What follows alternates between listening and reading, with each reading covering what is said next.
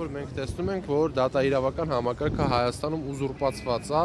եւ դատարանները որոշումները կայացնում են քաղաքական մոտիվներով եւ քաղաքական հետապնդումներ են իրականացնում եւ քաղաքական հետապնդման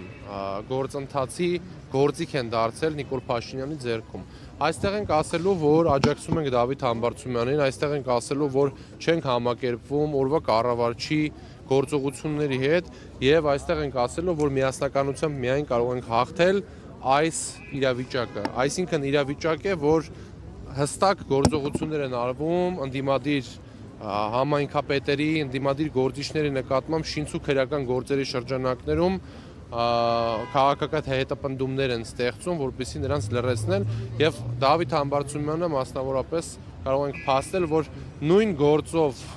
որևէ վերդիկտ չկա նման նույն ձևով, այսինքն մարդիկ ովքեր անգամ արել են այն, ինչ մեղսագրվում է Դավիթի վրա, որը Դավիթը առասարակ չի արել եւ դա փաստ է, չկա նման որոշում, որ 6 տարի 3 ամիս ազատազրկման ենթարկեն։ Դավիթ Համբարձումյանը քաղաքական բանտարկյալ է եւ մենք այստեղ ենք ասելու, որ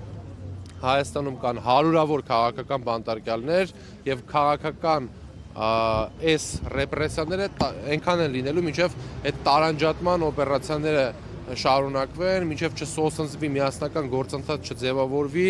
չի կարող լինել դրական երգ։ Ուզում եմ հիշեցնել, որ Դավիթ Համբարձումյանը